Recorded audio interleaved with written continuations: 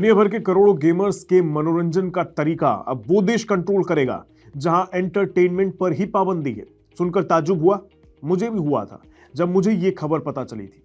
आप देश का नाम गैस कर रहे होंगे, मत कीजिए, मैं बता देता हूं। बहुत जल्द आपका अगला पसंदीदा गेम सऊदी अरब के कंट्रोल में होगा।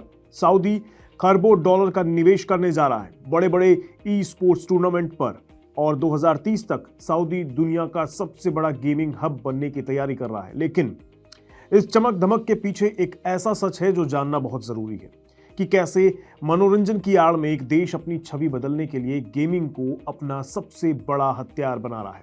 आइए जानते हैं गेमिंग के पीछे सऊदी अरब के इस बहुत बड़े खेल की पूरी सच्चाई।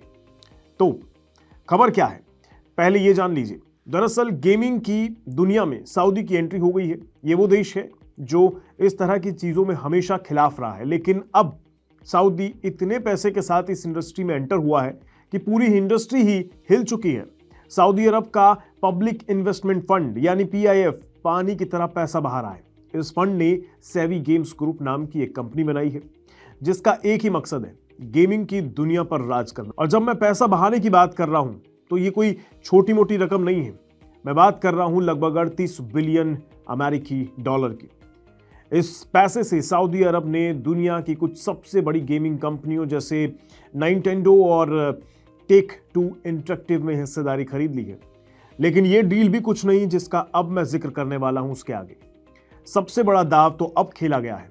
हाल ही में रिपोर्ट्स आई हैं जिसके मुताबिक सऊदी पीआईएफ एक बड़ी डील के तहत इलेक्ट्रॉनिक आर्ट्स यानी ईए स्पोर्ट्स को खरीदने जा रहा है। यह कोई छोटी मोटी हिस्सेदारी नहीं है, बल्कि एक 55 बिलियन डॉलर की टेक प्राइवेट डील है, जिसके बाद पीआईएफ के पास ईए का 93% से ज्यादा मालिकाना हक हो जाएगा। इसका सीधा मतलब है कि फीफा, जिसे अब ईए स्पोर्ट्स एफसी कहते हैं, उसके बैटलशिप, एपेक्स लीजेंड और द सिम जैसे दर्जनों ब्लॉकबस्टर गेम्स का कंट्रोल सीधे सऊदी अरब के हाथों में चला जाएगा।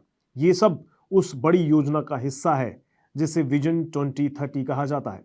क्राउन प्रिंस मोहम्मद बिन सलमान, जो खुद एक शौकीन गेमर बताए जाते हैं, चाहते हैं कि 2030 तक सऊदी अरब की अर्थव्यवस्था सिर्फ तेल पर निर्भर ना रहे, और इसके लिए उन्होंने गेमिंग को चुना है। उनका लक्ष्य 2030 तक सऊदी अरब को दुनिया का सबसे बड़ा गेमिंग हब बनाने की है और 250 नई गेमिंग कंपनियां स्थापित करने की है और करीब 39,000 नौकरियां पैदा करना उनका ये लक्ष्य है। अब सवाल ये उठता है कि तेल का बादशाह अचानक वीडियो गेम्स पर इतना मेहरबान क्यों हो रहा है? जवाब 3 वजहों में छिपा है: पैसा, ताकत और छवि। पहली वजह, पैसा। आज वीडियो गेम इंडस्ट्री फिल्म और म्यूजिक इंडस्ट्री को मिलाकर भी उनसे कहीं ज्यादा बड़ी हो चुकी है। ये 200 से 300 बिलियन डॉलर से ज्यादा की इंडस्ट्री है और सऊदी अरब इस खरबों डॉलर के कारोबार में अपना सबसे बड़ा हिस्सा चाहता है। सऊदी अरब की 67% आबादी गेमर्स है, यानी करीब 2 करोड़ 35 लाख लोग सऊदी अरब में गेम खेलने के शौकीन हैं। इस इंडस्ट्री की लोकप्रियता का अंदाजा आप इसी बात से लगा सकते हैं कि ईए के बैटलफील्ड 6 जो अक्टूबर में रिलीज हुआ था, इसने 3 दिन में ही 7 मिलियन कॉपीज सेल कर दी थी, जो एक बहुत बड़ा और दमदार बाजार दिखाई देता है। दूसरी वजह है सॉफ्ट पावर।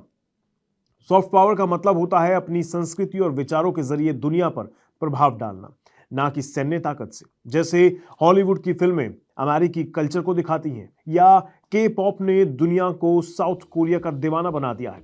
जब सऊदी अरब गेमिंग के जरिए यही करना चाहता है, तब आप देखेंगे 2030 तक क्या कुछ बदल जाएगा गेमिंग इंडस्ट्री में।